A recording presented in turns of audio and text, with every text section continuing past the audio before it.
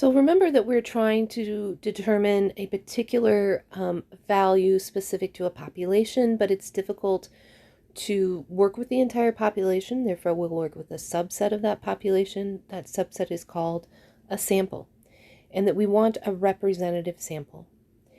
Well, the process of collecting this sample is called sampling. Right? So if it's going to be a representative sample, we want to make sure that the samples have the same characteristics as the population. And one way we can do this is through what's called random sampling. And in random sampling, what that means is that each member of the population has an equally likely chance of being chosen for the sample. We don't favor certain people over the others, or certain individuals in the population more than others. Okay. So the types of random samples that you can get are the simple random. That's a nice, easy one to remember. You can do a systematic sample. You can form a stratified sample or a cluster sampling. Okay. Now the ones that are not random, the big one that we'll look at is convenience sampling. And when it's not random, we run into problems with representative samples. So let's go through each of these. The simple random is just as it says. Each member in the population has the equally likely chance of being selected. So what would that mean? Because the sample is going to be a group of n individuals. And so if each member in the population has an equally likely chance of being selected, then any group of n individuals is equally likely to be chosen as any other group of n individuals.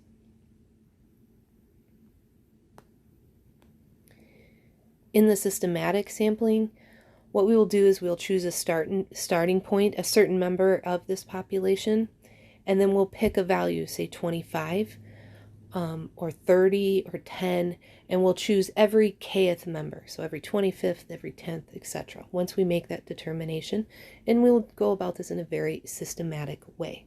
Hence, it's called systematic sampling. Now, the stratified sampling is when we look at a population and we're going to subdivide this population into at least two groups. It can be more than that. We'll call these groups strata. And there must be some kind of similar characteristic that each of these subdivisions had. Say, for example, age. So once we do that, then we will draw a sample from each of the strata. If we do that and we take from each of the strata, it is stratified. On the other hand, there is the cluster. Okay. Again, we're going to divide the population into areas or sections. We'll call these now clustered. And then we'll just randomly select n of those clusters. Say 3 clusters, 5 clusters, 200 clusters. But once we select the number of clusters, what we will do is we will survey everyone in that cluster. So those are the random types of sampling. The sampling that gets us into trouble is called convenience sampling. This is when samples are formed from members of the population that are just really easily accessible or readily available. And the problem with this is just because they're easily accessible and readily available means that chances are that sample is not going to be representative. So convenience sampling is prone to what's called bias.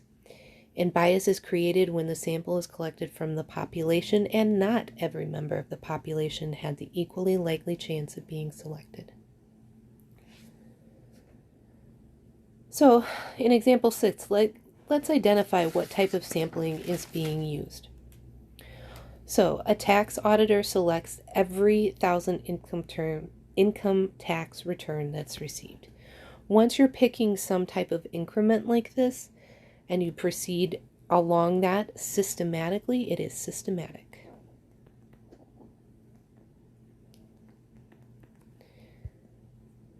So, in the next example, we have a pollster who uses a computer to generate 500 random numbers. Okay, so clue here is random, and then interviews the voters corresponding to those numbers.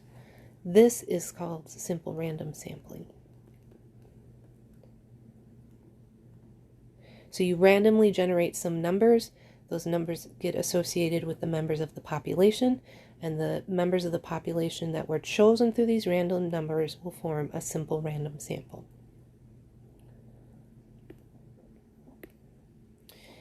To avoid working late, a quality control analyst simply inspects the first 100 items that were produced in a day. This was awfully convenient. The quality control analyst did not have to sit and wait, and they just took the very first ones that were readily available. So this is the convenience sampling.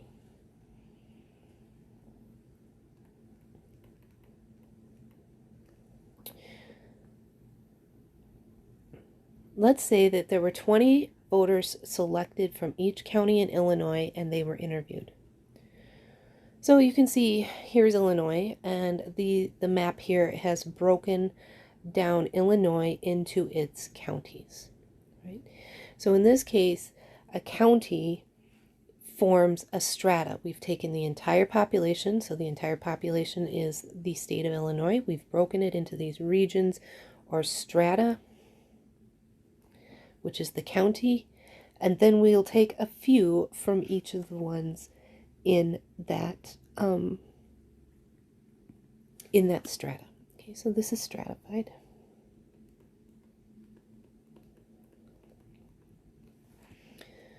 As opposed to the clusters, 6 counties in Illinois are selected.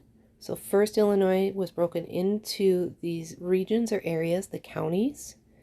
Then we chose a specific number of them. Specifically in this case, we chose 6. And then all of the members in that county were interviewed. So that is represented over here. We pick 6 of them randomly and interview everyone. This is the cluster.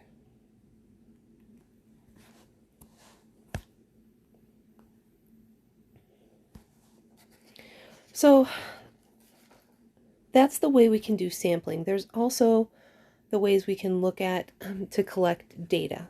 Okay, so common ways of collecting data during a statistical study, well, go to already published source. Okay, those are easy to obtain. Government agencies have a lot of these, and they are the least expensive way to get data.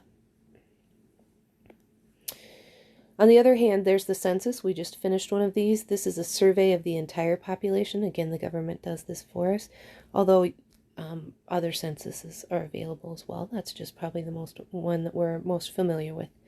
It's expensive. It is time consuming. Other ways to collect data then would be a sample survey, and we're going to survey a portion of the population. The bonuses to this: less expensive and less time consuming than the census. It is less accurate, and you're going to have to watch out for bias. We can also get data through observational studies. Okay? So in an observational study, the researcher just observes what's happening, or they might be able to observe what's happened in the past. And once you just do the observation, then you're trying to draw a conclusion based on these just observations. So if that's happening, you're just performing an observational study. As opposed to something called the experimental study. And in this case, the researcher is manipulating one of the variables and trying to determine how that manipulation influenced the other variables. So there's a difference between the observational study and the experimental study.